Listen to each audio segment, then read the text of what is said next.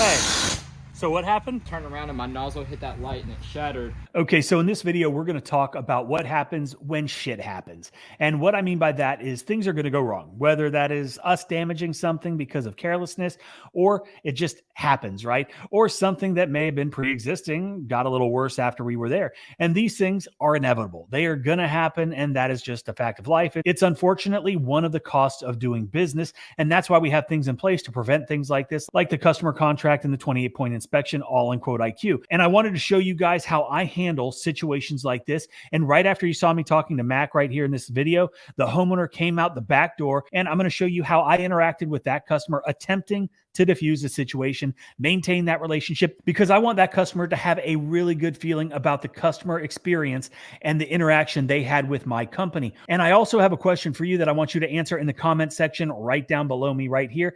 Have you ever had a situation where you broke something on your customer's property? And if so, I want you to pause the video right now and I want you to comment under $100 or over $100. Okay, so do that for me. And also understand that good businesses have repeat customers. Repeat customers means lower customer acquisition costs, less marketing to acquire new customers, higher conversion rates on upsells and cross sells because they trust you and they're going to call you back because you've done a good job. You've given them value for what they paid you. And hopefully, as you're going to see, even when things do go bad, when things go south, maybe something gets broken, maybe you missed a spot, maybe you didn't rinse the windows well enough and you left water spots or bleach spots. Then they come home. They were excited to have a clean house. They were thinking about the money that they spent to get that accomplished. They're looking at the outside. Everything looks beautiful. It smells clean. Then they go inside and they look out one of the windows and it's covered with those powdery white spots of evaporated sodium hypochlorite, which left salt on the windows and it looks horrible.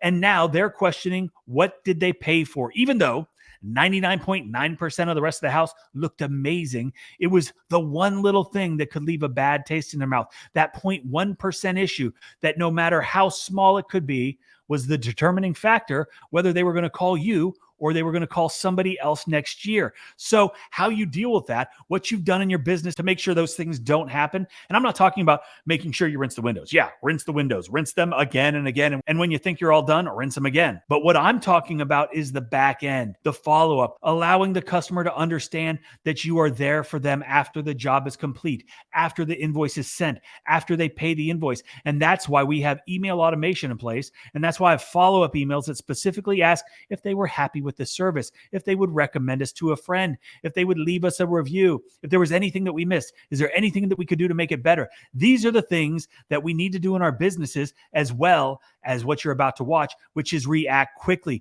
Don't try to hide things. If you break something, don't brush it under the rug, so to speak. Take ownership, take responsibility, eat that shit sandwich and fix it. Fix the problem for the customer that you caused. And I also got to say that there are some scenarios where you may not have caused it, but it's an easy fix. It's an easy resolution. And it's an easy way to keep those customers coming back over and over. And in this situation, I got a text message from Mac saying that this happened. Fortunately, I live in the same neighborhood as this house, so I was there within a couple minutes to see what had happened and what we needed to do to resolve the situation and make the customer happy, do right by the customer.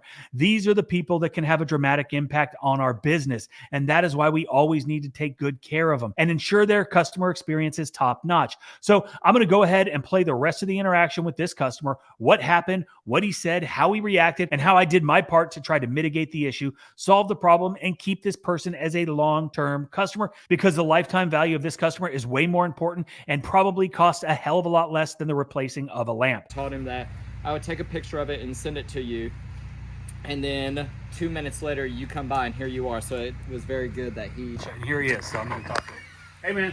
Don't worry about it. Are you sure? Yeah, I'm planning to change that also. Well, we were just trying to motivate you. Your wife called me and she's like, hey, break that because I want a new one.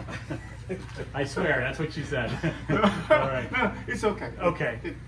I'll knock a little off just because. Yeah, don't worry about it. Okay. I'm planning to change it anyways. Great. Something bigger. Yeah. So I'm so sorry. No. All right. Well, we appreciate you being cool. Things always happen. Yeah, you're right. I know that. Okay. Don't Thank worry you. about it. Yeah. Okay. Thank you. You're welcome. So you sent the text as soon as you took the picture, and then he showed up like 2 minutes later. I was like, what? It pays to have him living in this neighborhood, right? That's right. All right. Well, good. And this is a perfect example. Accidents happen. You handled it well, and I appreciate that. Okay, so is that what you expected? We run into situations where customers can be like that, very cool, very chill, or they can get angry, upset, because I think a lot of times they just feel like they're going to get taken advantage of, because most contractors, most companies aren't going to stand behind their service, and they're not going to take care of their customers.